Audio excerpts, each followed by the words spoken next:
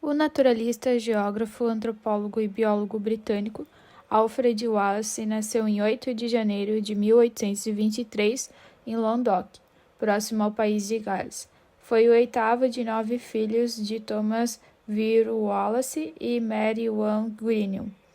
Sua mãe era de uma família inglesa de classe média de Hertford e seu pai tinha ascendência escocesa, alegando ligação com William Wallace, o líder de insurreição contra a Inglaterra no século XIII.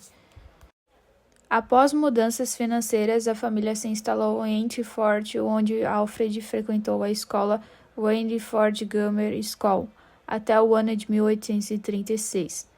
Posteriormente, ele se mudou para Londres, trabalhando com seu irmão mais velho, John, até ingressar como aprendiz de agrimensor com seu irmão primogênito, William. Posteriormente, mudaram-se para Kington e depois para Neath, onde Wallace trabalhou como agrimensor entre os anos de 1840 e 1843.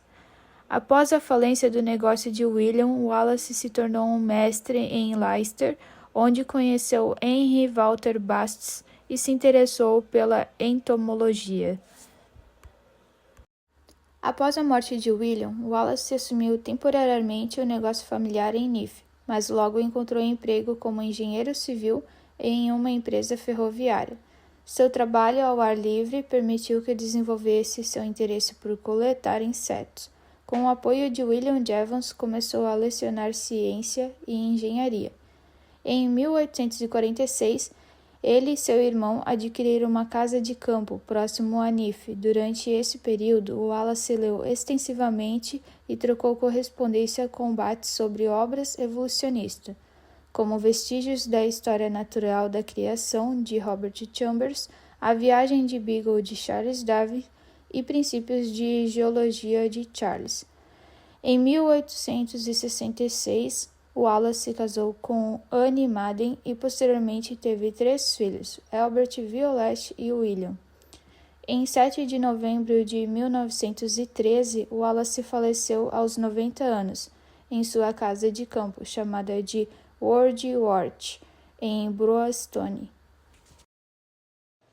Agora, vamos conhecer um pouco sobre as teorias e principais contribuições do naturalista Alfred Russel Wallace. Ele desempenhou um papel crucial na teoria da evolução e foi um dos pioneiros da observação dos fenômenos biogeográficos. Tudo começou quando Wallace e Henry Walter Bates embarcaram em uma expedição ao rio Amazonas em 1847 para explorar a história natural da região e investigar a origem das espécies. Wallace observou que o rio Amazonas e seus afluentes atuavam como barreiras naturais, criando diferentes populações de animais em suas margens. Essa percepção foi fundamental para a compreensão das barreiras físicas na distribuição das espécies. Wallace continuou suas observações no Rio Negro e publicou suas conclusões sobre a importância dessas barreiras físicas em artigos científicos. Ele argumentou que a diversidade de borboletas no Vale Amazônico estava diretamente relacionada a barreiras físicas, como relatado no artigo On the Habits of the Butterflies of the Amazon Valley, apresentado no London Entomological Society em dezembro de 1853. Em seu livro A Narrative of Travels on the Amazon and Rio Negro, Wallace descreveu a geografia, geologia, vegetação, zoologia e antropologia da região amazônica, destacando como as características geológicas influenciavam a distribuição das espécies. Após retornar da América do Sul, Wallace enfrentou dificuldades quando o navio que o trazia de volta à Europa pegou fogo, destruindo suas coleções e anotações. Determinado a continuar suas pesquisas, ele partiu para o arquipélago malaio, onde permaneceu por 8 anos, coletando mais de 125 mil espécimes. Durante esse período, Wallace escreveu vários artigos importantes sobre a teoria da evolução.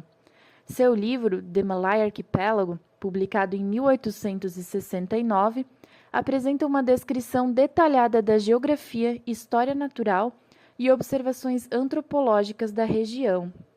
Nele, Wallace delineou a popularmente conhecida como Linha Wallace, uma linha imaginária que separa as faunas asiáticas e australianas no arquipélago malaio. 3 anos antes da publicação do artigo de Darwin, Wallace propôs que todas as espécies vivas descendiam de um único ancestral comum.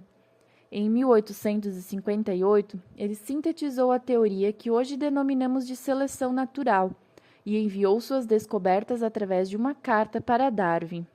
Darwin observou que as descobertas de Wallace eram similares às suas e sentiu-se mais confiante para publicar sua renomada obra A Origem das Espécies, a respeito da teoria da seleção natural. Muitos dos conceitos publicados na teoria de Darwin, na verdade, foram frutos da contribuição dos anos de estudo de Wallace.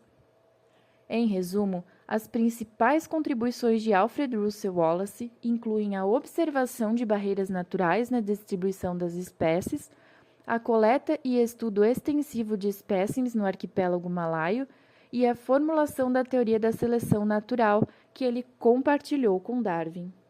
Apesar de sua grande contribuição à teoria da seleção natural escrita por Darwin, Wallace nunca obteve seu devido reconhecimento. Wallace pode ser considerado o primeiro cientista moderno a compreender como a cooperação é essencial para a nossa sobrevivência. A compreensão de Wallace da seleção natural e seu trabalho posterior sobre a atmosfera deveriam ser reconhecidos como um precursor do pensamento ecológico moderno. Podemos descrevê-lo como um autodidata, já que por causa das condições financeiras da família, Wallace abandonou os estudos em Hertford Grammar School aos 13 anos para trabalhar e ajudar nas contas de casa. A educação formal interrompida não impediu de virar professor em agrimensura, topografia, aritmética e desenho na Collegial School em Leicester, na Inglaterra, quando tinha 21 anos de idade, e de se tornar uma referência na biologia, com mais de 20 livros publicados. Wallace possui cerca de 22 livros completos e pelo menos 747 artigos mais curtos, sendo 508 dos quais eram artigos científicos publicados, e 191 deles foram publicados na Nature.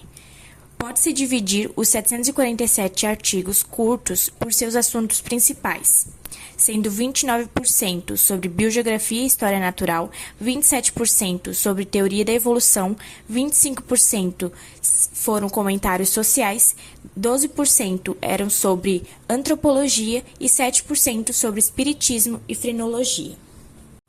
Das curiosidades sobre a vida de Wallace, consta que em 1870, um proponente da Terra plana chamado John Hampden ofereceu uma aposta de 500 euros em um anúncio de revista para qualquer pessoa que pudesse demonstrar uma curvatura convexa em um corpo de água como um rio, canal ou lago.